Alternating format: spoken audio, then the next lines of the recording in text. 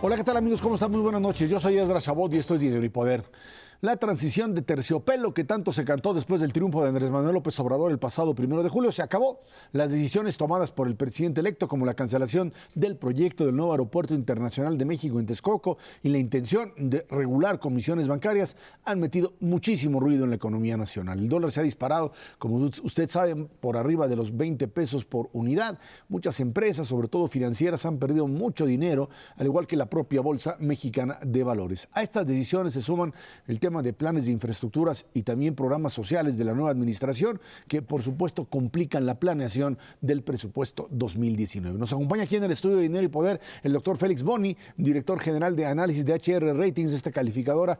Muchas gracias por estar aquí con nosotros, doctor Macario Schettino. Buenas noches. Buenas noches. Gracias. ¿Qué es lo que ve HR Ratings como pues, la perspectiva a partir de lo que sucederá, por supuesto, en un par de semanas, el 1 de diciembre, frente a lo que la nueva administración ha venido planteando desde el triunfo electoral?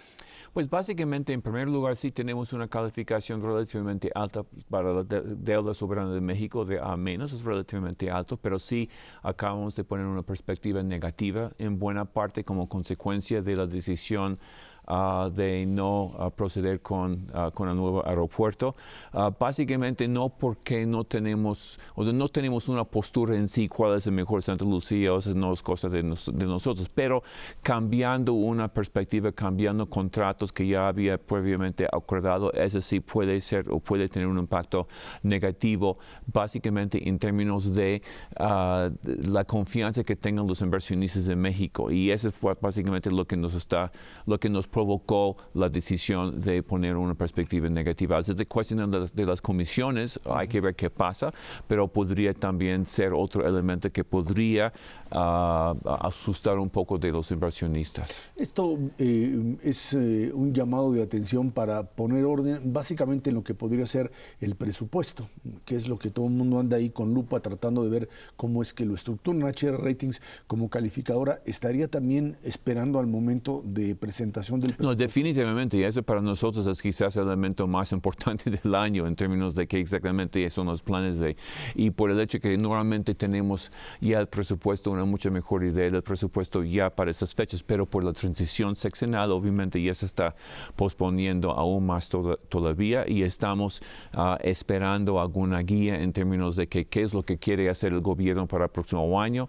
Estaríamos viendo especialmente lo que se llama el superávit primario y también el balance financiero. El superávit primario es muy importante porque ese va a determinar si aumenta o no aumenta la deuda en el próximo año y en los próximos años. Doctor, bueno, y para las calificadoras lo relevante es ver cuál es la posibilidad de que un ente cualquiera, el gobierno, una empresa, pueda no poder pagar. Llegue un momento en el cual no está en condiciones de pagar su deuda, y ese riesgo pues hay que traducirlo en un cierto nivel de tasa de interés que se pide. Un fenómeno que ha ocurrido en el transcurso del último mes en México es que la diferencia que hay en los bonos de México contra los de Estados Unidos, esta diferencia que en cierta medida también mide el riesgo, pues pasó de 5 a 6 puntos, de 500 a 600 puntos base, que estaría en línea con esta preocupación que ustedes tienen. ¿Perciben que este comportamiento continúe en el transcurso de los próximos meses, independientemente de lo que ocurra con el presupuesto, o va a depender fundamentalmente del presupuesto el que tengamos esta mayor tasa de interés en los bonos de México? En primer lugar, yo creo que México está muy lejos de la posibilidad de un default, ¿no? Claro. Que obviamente, porque sí, repito que la calificación que tenemos es relativamente alta, pero sí afecta el costo de la deuda y sí el riesgo percibido relativo de los mercados. ¿Qué es lo que va a pasar en los próximos meses? En primer lugar, lugar, obviamente, como acabamos de decir, el elemento más importante para nosotros es el presupuesto, pero también lo que sí, también sería importante sería las decisiones que toma con respecto a los bancos, por ejemplo, o cualquier otra decisión en términos de inversión o la regulación del mercado. También son otros elementos muy importantes, pero cuantitativamente, numéricamente, lo más importante es el presupuesto. Y no hay que olvidar que también hay muchas cosas que están pasando en los Estados Unidos. El temor que hay actualmente, y eso se refleja en los mercados accionarios de allá, es que Estados Unidos podría estar entrando en un periodo de desaceleración. Tuvimos 2 buenos trimestres, primer y segundo trimestre de crecimiento económico. El tercer trimestre, pues quién sabe, hay algunos elementos de preocupación que sí está preocupando a los mercados. Y si tenemos una economía americana que está en desaceleración, los mercados emergentes, como se llaman, se afecta con mayor grado todavía. Ahora, en el caso específico de México, como decía, además de este fenómeno numérico que es el presupuesto, la parte que me parece preocupa, por ejemplo, en el caso de comisiones, no es si México toma una decisión u otra, sino que son decisiones muy abruptas, sin ninguna información previa, es decir, un cambio de reglas que no tiene ninguna explicación clara. ¿Es esto lo que realmente les preocuparía a los inversionistas? Pues cualquier cosa de incertidumbre. Independientemente de si las decisiones son buenas o malas, se puede discutir si las comisiones son altas o no. Sí, yo diría que la sorpresa tomó los mercados por sorpresa, y lo que no quieren los mercados son sorpresas. Y ese sí es lo que provoca ese tipo de incertidumbre, lo que nos provocó a nosotros originalmente de bajar la perspectiva o cambiar la perspectiva de positivo a negativo. El tema de petróleo,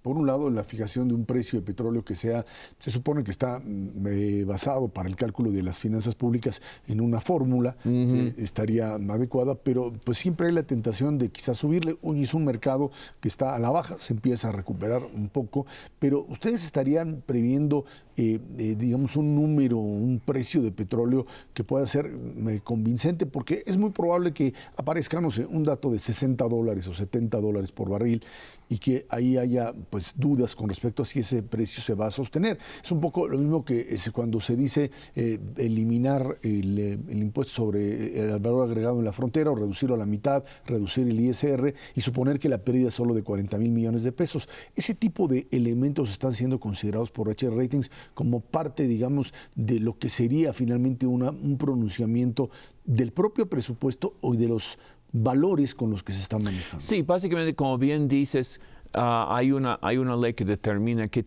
es el precio que tiene que incorporar en el presupuesto. Cuando nosotros hacemos nuestras propias estimaciones, tomamos como nuestra impresión o nuestra proyección de qué va a ser el precio de petróleo, independientemente de lo que arroja ese precio de fórmula. Pero también hay que tomar en consideración de que nada más en los próximos últimos 2 o 3 semanas el precio de petróleo internacional de Nueva York, por ejemplo, ha caído de como $76, que había subido, ahora está en $56. Es uno de los factores que está moviendo negativamente el mercado, pensando que esa reducción, entre otras cosas, puede implicar una reducción en la actividad económica. Por lo tanto, es un variable sumamente volátil. Y no es únicamente el precio del petróleo, que también es muy importante tomar en consideración la decisión que tomaría el gobierno con respecto al IEPS petrolero, que también es un factor muy importante, porque cuando subió el precio de gasolina en enero de 2017, que provocó un incremento en la inflación, para mitigar el efecto negativo de ese incremento en el precio de gasolina, bajó la recaudación por IEPS petrolero.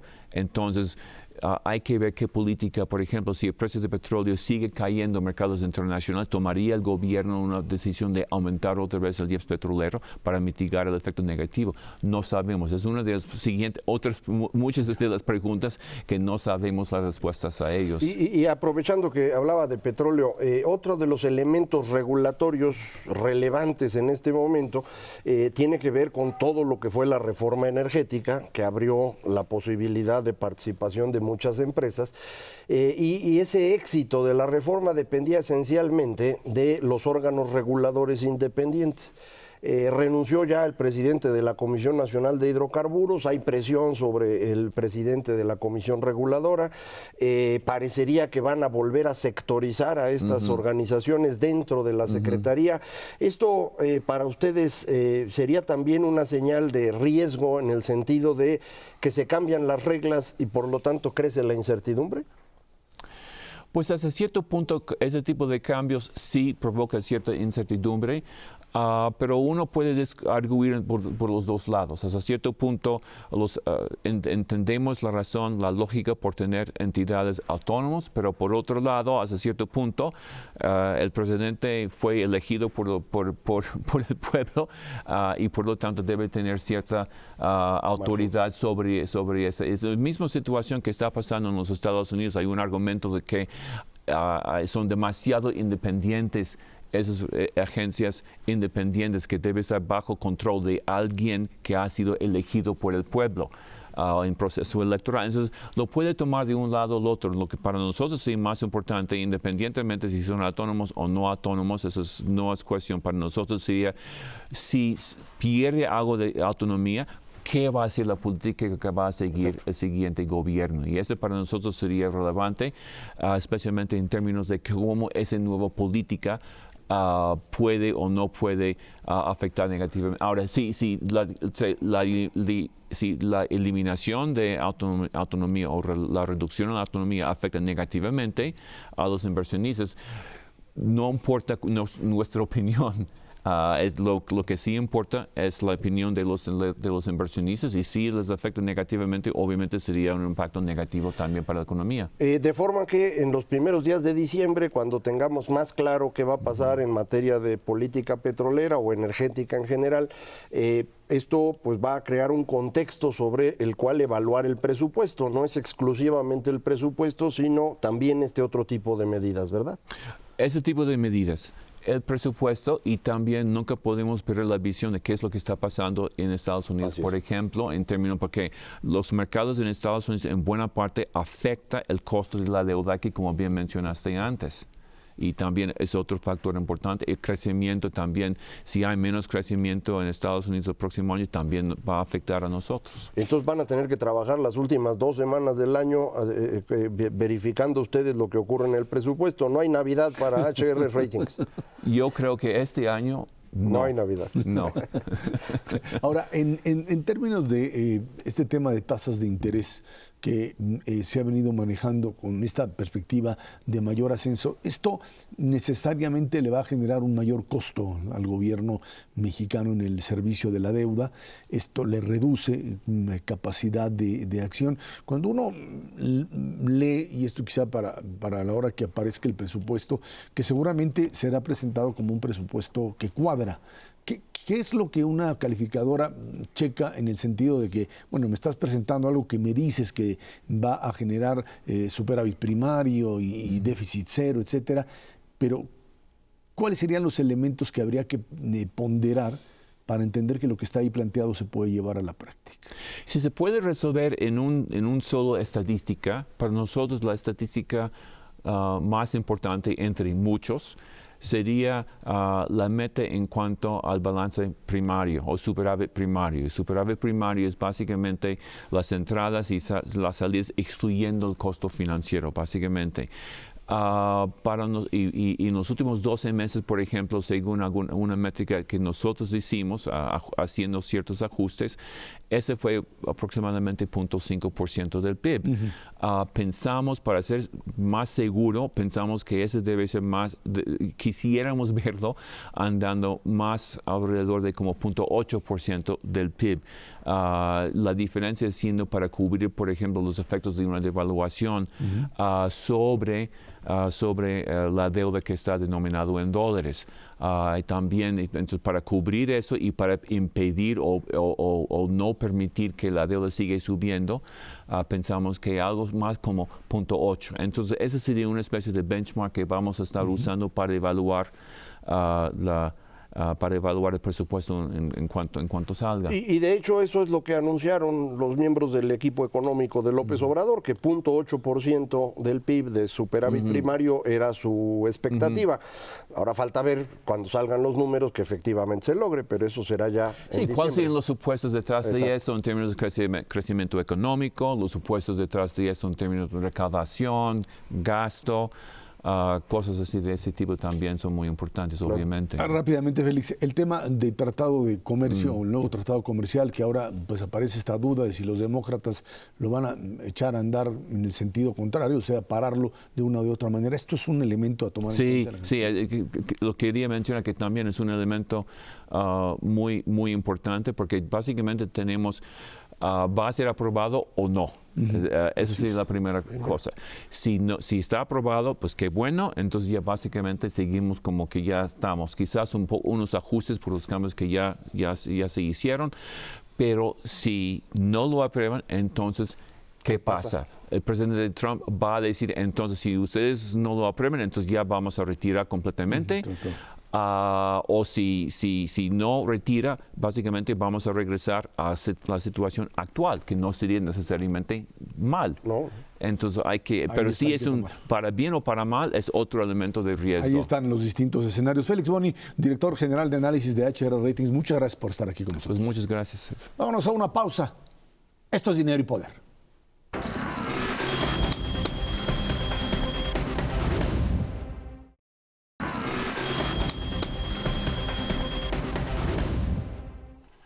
El día de ayer, el presidente electo Andrés Manuel López Obrador y su equipo de seguridad, encabezado por Alfonso Durazo, presentaron el plan de paz y seguridad para su sexenio con la intención de combatir el crimen. Privilegiaron la creación de la Guardia Nacional, que dependerá directamente de la Secretaría de la Defensa Nacional y estará conformada por soldados, marinos y policías federales. Para este propósito se va a reformar la Constitución para que precisamente las Fuerzas Armadas puedan participar en acciones de seguridad pública.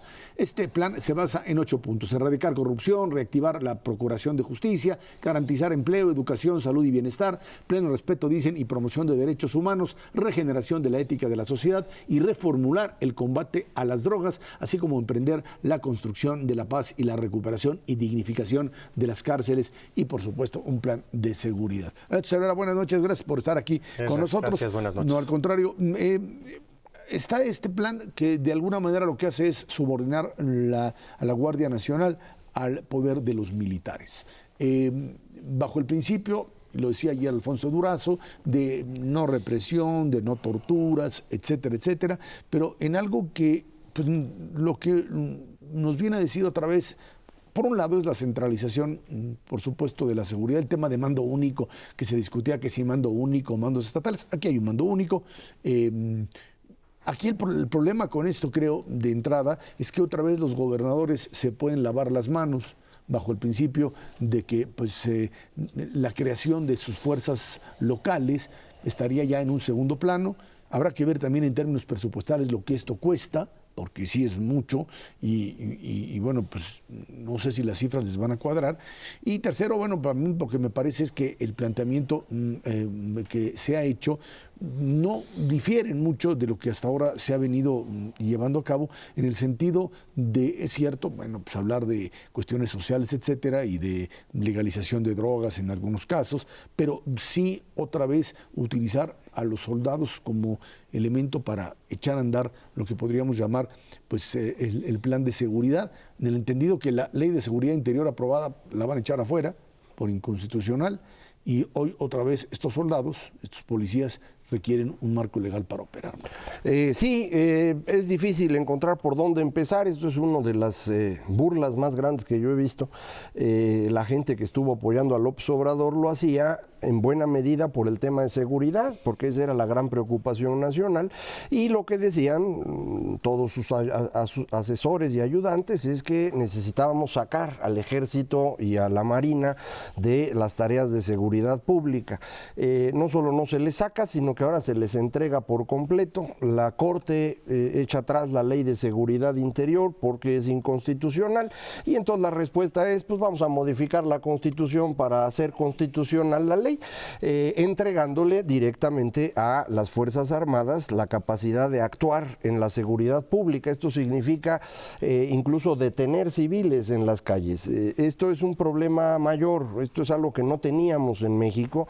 Le estamos entregando al ejército literalmente la capacidad de controlar la seguridad pública. No sé por qué piensan que es una buena idea, no resuelve lo que traíamos, sino que lo complica aún más. Tenemos en este momento poco menos de 50,000 policías federales. Estos van a moverse, se supone, no sabemos si todos o no. Nunca quedó claro qué le ocurriría a la Policía Federal, pero se entiende que desaparecerá como organización y se integran a este grupo. La idea de que sea Guardia Nacional es porque esto permite romper el federalismo. Nacional significa que se puede aplicar en todo el país, es una cosa que está en la Constitución desde el siglo XIX, viene heredada de la Constitución estadounidense, y la idea no es para que se hiciera funciones de seguridad, sino para ayudar en momentos de emergencia. No, ahora la van a usar para seguridad. Y un último dato, después sigo con más, lo del dinero. Cada persona que entra al ejército nos cuesta entre 2 y 3 veces lo que cuesta una persona en seguridad pública, es decir, en la Policía Federal, de forma que este brillante movimiento de 50,000 personas duplica el costo y dicen que no van a gastar más, entonces pues ya no salió esto. Aritméticamente no. La verdad es que sí, contrasta un poco el discurso que hemos escuchado los últimos 12 años, de decir que el ejército no debe de estar en las calles, que el ejército no debe de dedicarse más que a funciones específicas respecto de lo que escuchamos ayer. La verdad es que la creación de esta nueva gendarmería, de base, están hablando pues, de 50,000 elementos conformados entre gente del ejército, desde luego marinos y algunos de la Policía Federal Preventiva. Pues no da, 50,000, necesitas cerca de 400,000 en este país para que las cosas funcionen. Y lo que sí me preocupa verdaderamente es que no se dan ni incentivos ni se dan garrotazos para que los gobernadores atiendan las cuestiones de seguridad en sus propios estados. En ese contexto yo veo difícil que se pueda abatir de la noche a la mañana el problema de inseguridad que tenemos en este país. Lo dicen las propias encuestas del INEGI, hay un estado de impunidad que por decreto no se acaba. Hay pocos elementos para decir que va a mejorar el Ministerio Público, hay pocos elementos para decir que se van a renovar los jueces de este país, y aunque hay una frase específica ahí diciendo pues, que algo se hará con el sistema carcelario, si no tienes los 4 elementos básicos coordinados, si quieres a nivel nacional, evidentemente esto ya es mando único generalizado, pues no se va a poder resolver en el corto plazo. Hablan de 3 años para apenas constituir los 50,000 elementos, cuando lo que necesitas es prácticamente 10 veces más. Este es un reconocimiento de que finalmente los gobernadores de los estados pues, no tienen ni la capacidad, y ya en este caso ni la atribución directa para tener sus fuerzas locales. El problema es qué van a hacer con las policías estatales y qué va a pasar con las policías municipales, en el entendido de que pues, ahí están, y desmontarlas tiene un riesgo importante. En algún momento se hizo, o se empezó a limitar esa acción, y esto derivó en el hecho de que muchos de estos policías estatales y municipales, por supuesto, pues encontraron un buen mercado del otro lado. Hay otra visión que también creo que es importante plantear, que es esta idea de una amnistía para determinados grupos criminales, en el entendido de que pues, se le está planteando un borrón y cuenta nueva a alguien que ha hecho de la criminalidad un negocio, una forma de vida, y que difícilmente abandona esta por un tema económico. Hay gente que sí, yo entiendo que es una parte de esta base social que la criminalidad tomó, que hay que recuperarla y me parece totalmente válido, pero la criminalidad como tal no entra en esta dinámica de acuerdos o de pactos con el gobierno. Es que es una mezcolanza el programa de seguridad.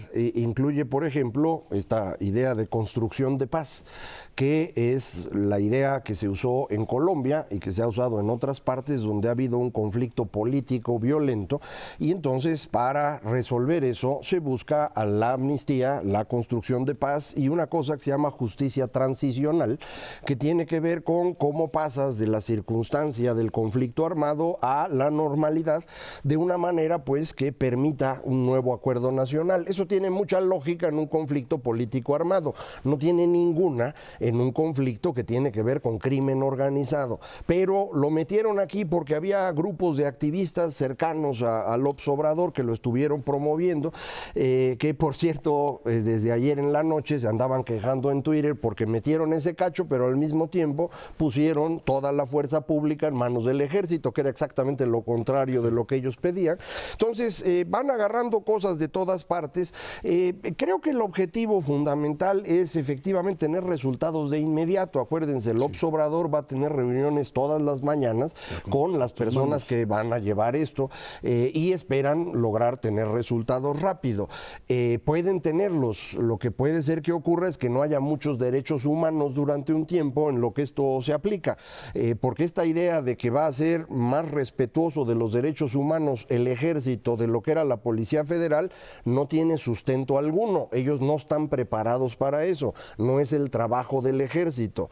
Por eso precisamente teníamos la Policía Federal. Entonces, esto realmente lo que hace es poner en riesgo derechos humanos de manera amplia, y esa parte es la que a lo mejor no nos damos cuenta. En este ánimo de tener seguridad, pues la gente está dispuesta a perder un poco de libertades, y cuando uno empieza a perder un poco de libertades eventualmente pierde todo, pero pues eso votaron, mano. Se ha dado en otras circunstancias, pero ciertamente con otro diseño específico. En muchos países de Europa operan este tipo de gendarmerías.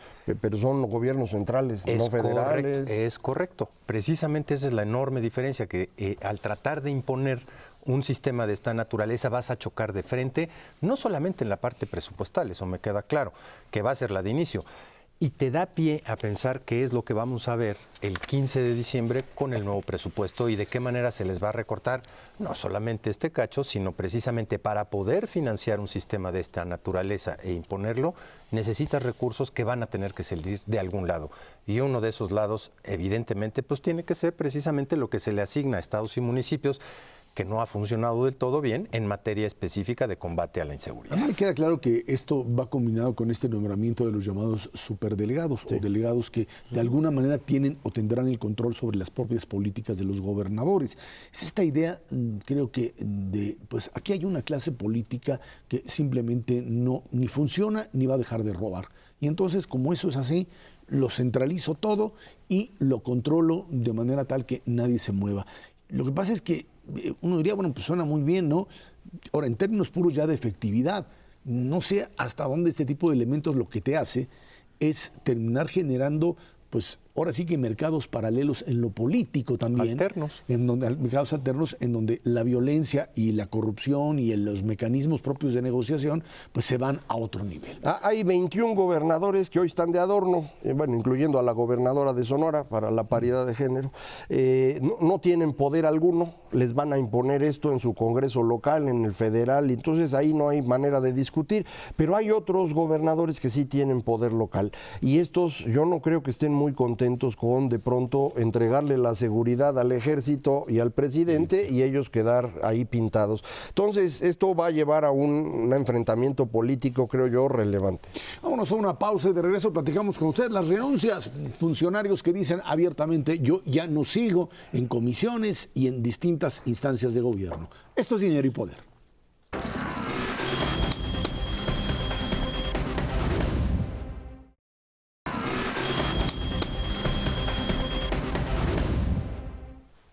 En medio de la incertidumbre sobre las acciones que emprenderá la administración de López Obrador, se dan ya renuncias, la de Juan Carlos Cepeda a la presidencia de la Comisión Nacional de Hidrocarburos y de Roberto del Cueto como subgobernador del Banco de México. Está por, dicen, motivos de salud, ambas con fecha del 30 de noviembre. Lo cierto es que detrás de estas dimisiones hay muchas que se han forzado con la reducción de sueldos de burócratas que ponen en peligro la profesionalización de la planta laboral de distintos gobiernos y bueno, también pues el anuncio por parte de de José Carreño Carlón, el director de Fondo de Cultura Económica, que tenía un periodo que sobrepasaba el sexenio, que renuncia el 30 de noviembre. Lo mismo hacen dentro del propio fondo José Woldenberg, Juliana González y Fernando Escarante.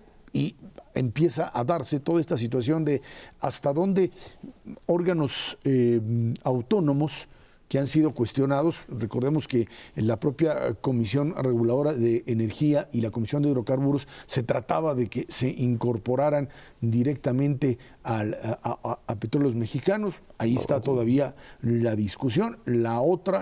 Otras de plano ya se echaron para atrás, pero lo cierto es que muchos funcionarios, nos lo decía ayer el propio Juan Carlos Cepeda en la entrevista radiofónica, decía, no me presionaron, pero tenemos visiones muy distintas, incluso me quiere de asesor externo, pero básicamente pues, lo que nos decía es, teniendo una visión totalmente diferente, pues no se puede conciliar lo que el proyecto energético de un país está planteado desde la presidencia con lo que se hace en la Comisión de Hidrocarburos, por lo menos. Sí, creo que esto es más o menos claro.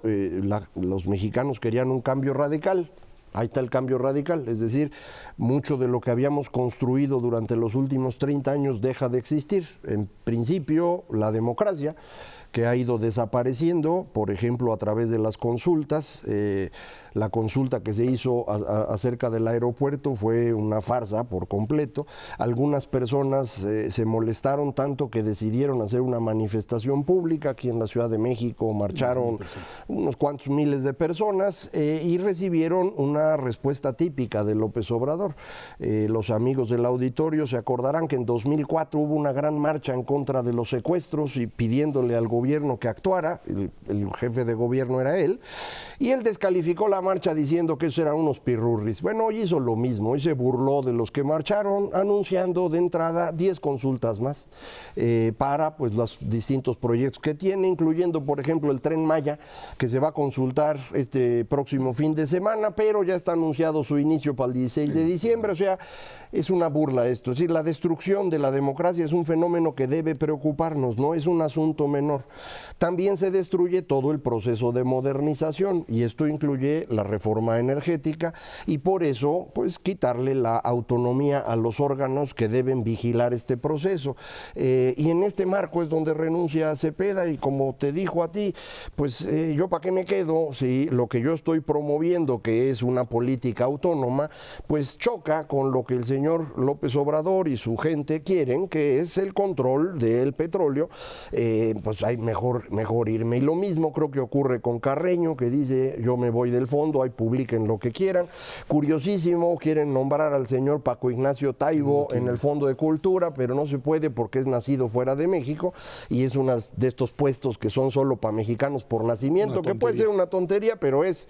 La ley, y esto, sí, y estaban muy contentos ellos cuando no se pudo nombrar a Alejandro Werner en puestos relevantes, como la Secretaría de Hacienda, porque era nacido en Argentina, pero ahora sí están dispuestos a cambiar la ley para que Paco se haga cargo del fondo. Bueno, pues este tipo de transformación es el que estamos viviendo, y pues hay muchas personas que no les parece buena idea participar ahí y por eso se están yendo. Ernesto, pero nada más tratando de preguntarte esta idea de que pues el problema de esta burocracia que empieza a pensionarse y empieza a buscar otras alternativas, te porque va no les a da. generar un vacío de liderazgos y de capacidad de actuación inmediata, porque de por sí cuando se dan cambios de gobierno, independientemente de quién sea, el cambio de mandos te atora, hay cambios arriba, etcétera, pero hay una base profesional, esto que se decía de servicio profesional de carrera, etcétera, por lo menos que tiene un determinado nivel y que resuelve las cosas, y parecería estamos llegando a la idea de que esos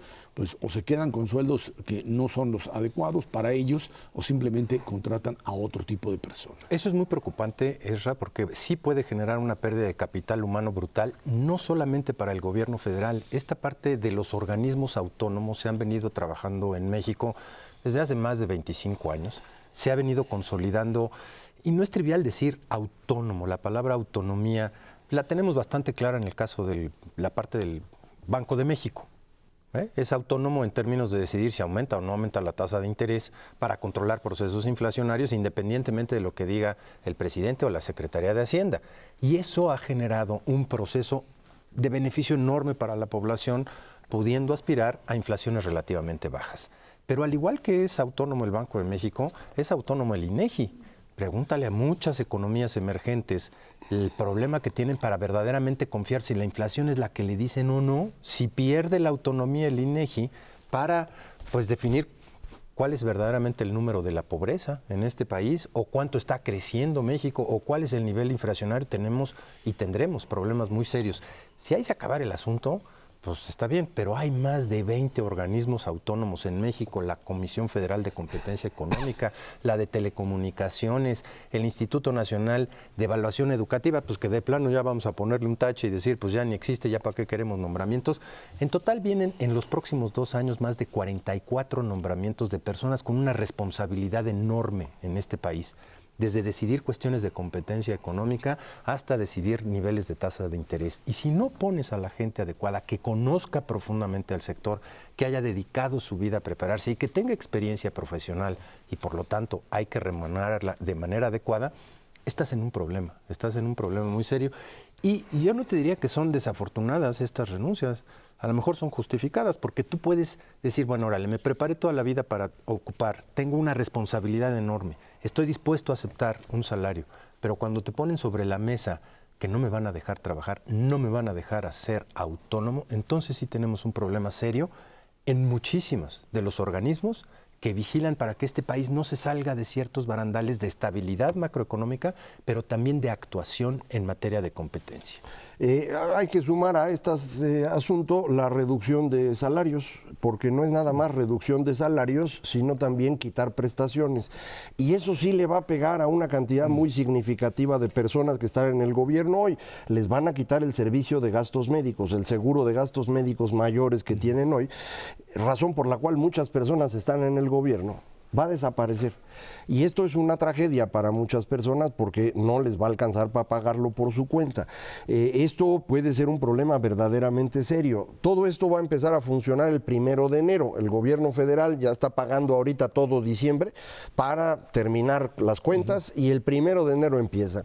Cuando esto se aplique, una cantidad que yo creo que no va a ser pequeña de personas, pues va a tratar de defenderse y pedir un amparo porque lo están dañando en sus derechos, y vamos a ver cómo se acomoda esto.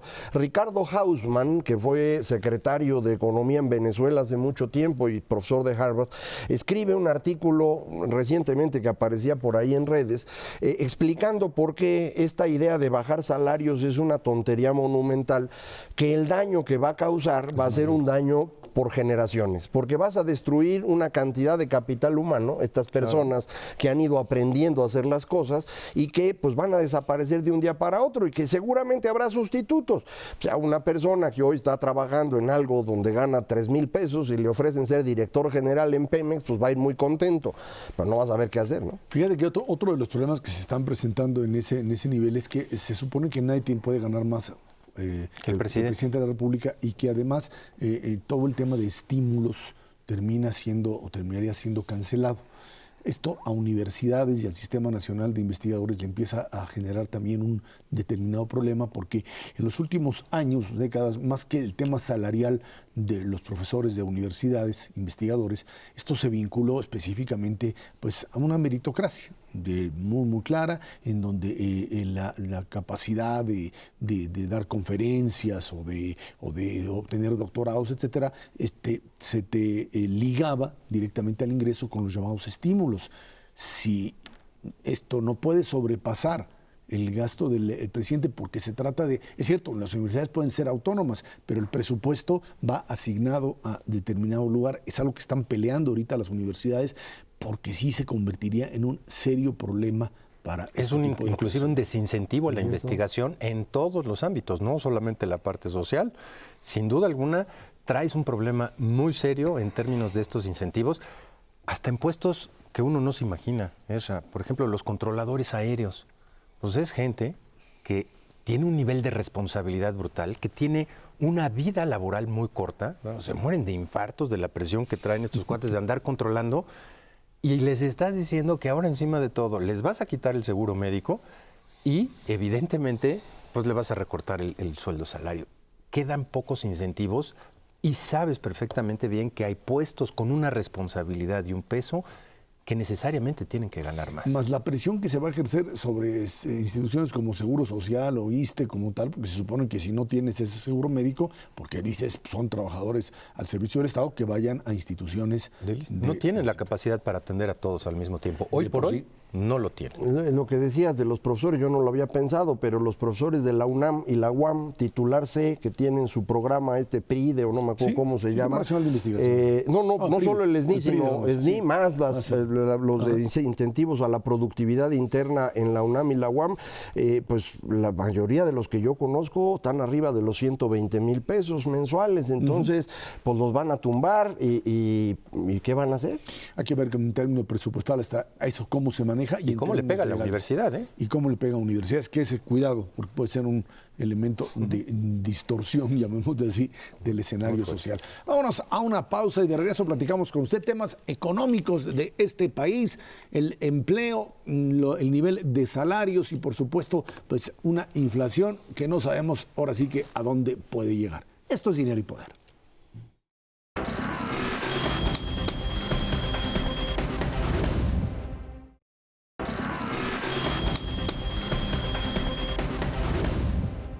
En el tercer trimestre de 2018, la tasa de desocupación en el país fue de 3.3% de la población económicamente activa, misma tasa que la del trimestre inmediato anterior. La tasa anual se reduce 0.1% en comparación con el mismo lapso 2017.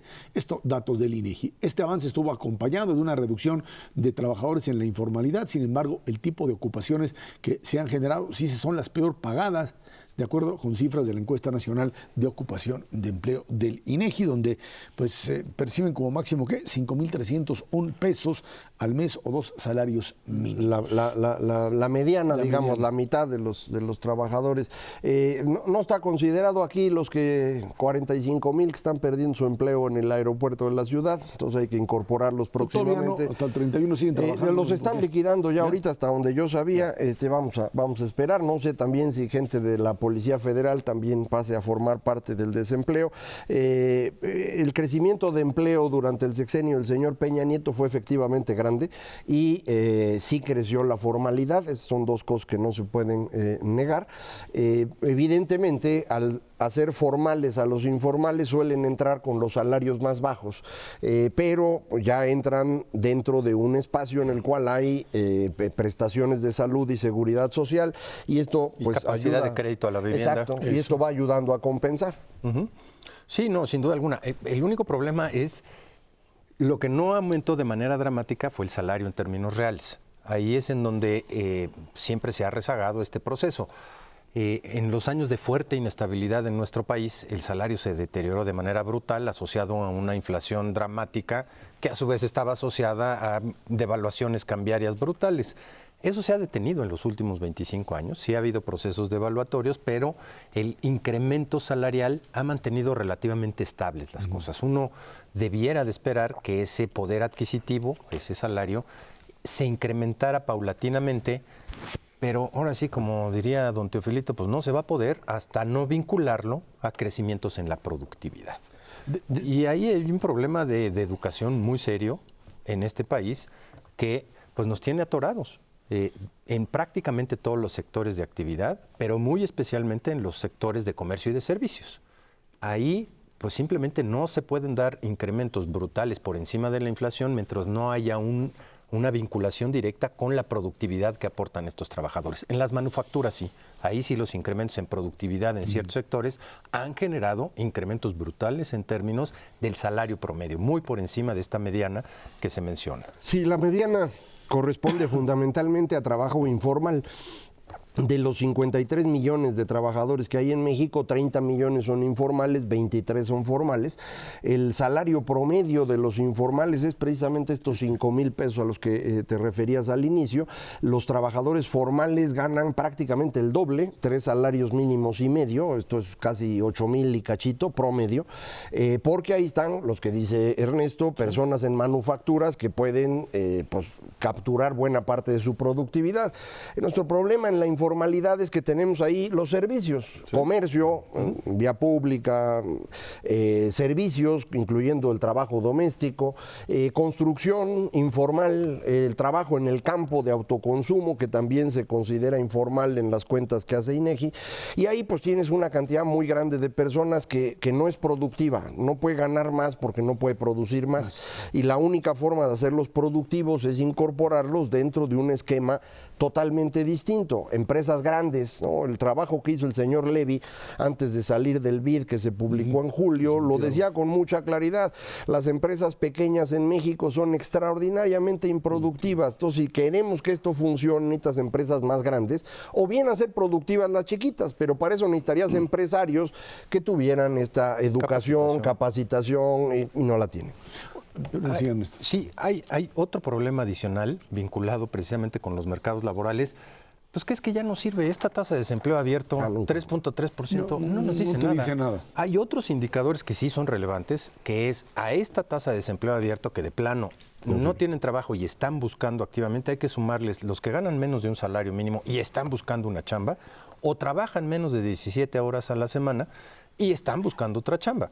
Ahí ya estamos hablando en términos comparativos pues de cerca del 6,5 al 7% de la población económicamente activa, y hace más sentido compararla con otras tasas de desempleo abiertas en otras regiones del mundo. Sí, porque si usa uno esta de 3.3, somos los mejores del planeta, pero es por una razón lógica, ¿no? En México, desempleo abierto lo dice una persona cuando en las últimas 2 semanas no trabajó, aunque hubiera sido gratis. Entonces, si tú trabajaste gratis, también cuenta como empleado. Pues, entonces, por eso no hay desempleo abierto en México, y por eso hay que usar las tasas alternativas que el mismo INEGI publica desde hace 20 años. Pero esa es la relevante. Ahora, tienes un indicador que mencionamos y que ahora va a haber que tomar en cuenta con respecto a pues, este aumento en tasas de interés, que es el tema de inflación. Una inflación que hay que recordar que ha sido tradicionalmente el mecanismo para pues, reducir la capacidad adquisitiva de los trabajadores, en general de la población.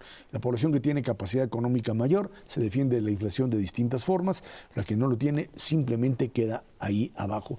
Hoy que estás hablando de pues, tasas de interés muy altas, ¿sí? Del 8%, por ejemplo, frente a una inflación del 5%, como tienes tal. Un premio de 3 por ahorrar. Un premio de 3 por ahorrar, pero al mismo tiempo esta tendencia o esta incertidumbre que te hace que esta tasa de interés le quite recursos al gobierno. Hay que recordar, y esto hay que insistirlo, en que pues para poder tener recursos uno tiene que poder cubrir el servicio de la deuda y después de eso pues utilizar lo que sobra, y tu servicio de la deuda está creciendo ya de manera significativa, ¿no? No hay todavía un fenómeno de sobreendeudamiento, ni en empresas ni en familias en México. Sí hay una trayectoria de crecimiento de la cartera vencida, por ejemplo, pero es bajísimo si nos comparamos con estándares históricos de México o con lo que sucede en otras latitudes. Digo, la peor estará vinculada cerca de el 6,5% de la cartera total y fundamentalmente con tarjetas de crédito. Pero los créditos a la vivienda están por abajo del 4%, los de bienes duraderos por abajo del 5%. El problema es ese. Cuando se te detona un proceso inflacionario y te suben las tasas de interés, entonces sí te agarran, aunque sea con un monto pequeño de crédito, con pagos crecientes y con un salario que está topado, al menos durante los siguientes 12 meses, hasta la nueva negociación de tu salario. Pero ahí se les olvida que ya nos anunciaron que los salarios van a crecer por encima de la inflación por ley, de forma que pues el cálculo que tendrán que hacer para 2019 es el interesante. Van a calcular contra la inflación esperada del año o contra la que ya ocurrió. Si calculamos con lo que ocurrió este año, pues será 5. Si calculas con la del próximo año, pues depende de qué numerito nos pongan en el presupuesto. A mí me dicen que andan haciendo cálculos con 3,5, pero pues eso ya no es creíble. Entonces vamos a esperar. Si el cálculo es sobre 5%, entonces vas a tener aumentos salariales superiores al 5%, que te van a llevar a una trayectoria de inflación por encima del 5%. Y si a eso le sumas la presión que ya generaste en los mercados cambiarios, más el alza en tasas de interés por incremento de la incertidumbre, pues entonces entra en una trayectoria de deterioro de las finanzas públicas y en general de deterioro del comportamiento de la economía. Pero un ingrediente que no habíamos planteado y creo que es importante es el tema de los bonos. Hablamos del precio del bono mexicano que había crecido. Está el tema del bono, de los bonos del aeropuerto. Bonos que simple y sencillamente pues no tendrán que ser liquidados, dicen no hay ningún problema. Negociaron con contratistas, que es lo más fácil del mundo porque pues los cambias de un lugar a otro, les das otro negocio, no tienen otra. Pero el tenedor de bono, a la hora que se le acaba, va a decir yo quiero mi dinero, a lo que sea, a lo que esté. ¿Quién lo va a pagar? ¿Con qué recursos? Pues lo tendría que pagar el gobierno federal, precisamente. Y de hecho me enteraba yo por ahí que ya están los fondos buitres, están intentando capturar estos bonos. Los fondos buitres son empresas que se dedican a tomar bonos de proyectos específicos de empresas o de gobierno que de pronto pierden la calificación de riesgo y se convierten en basura. Teóricamente es basura, pero en realidad hay un compromiso legal de pago contra el valor nominal. Y ese es un negocio. Entonces tú lo compras, lo guardas ahí, estás 5 años con él y cuando llega la madurez del bono vas con el gobierno y le dices, oye, güey, me lo pagas completo, mano. Y entonces se arma el drama. Eso fue lo que pasó en Argentina y fue un problemón y pararon cualquier negociación de Argentina en mercados internacionales por más de una década con eso.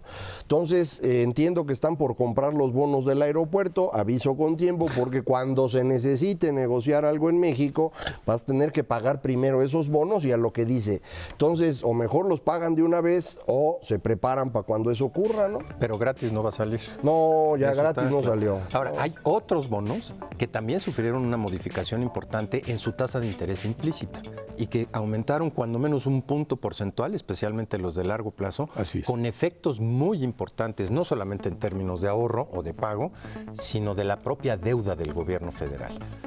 Un punto adicional en términos de tasa de interés tiene implicaciones presupuestales grandotas. 12%. Ernesto Cervera Macaros Quetino, gracias a usted que nos ve y nos escucha aquí en Canal 11 Dinero y Poder. Estamos en la radio Noticias MBS en el 102.5 de FM de lunes a viernes de 5 a 7 de la noche. Por nuestra parte, muchísimas gracias y muy buenas noches.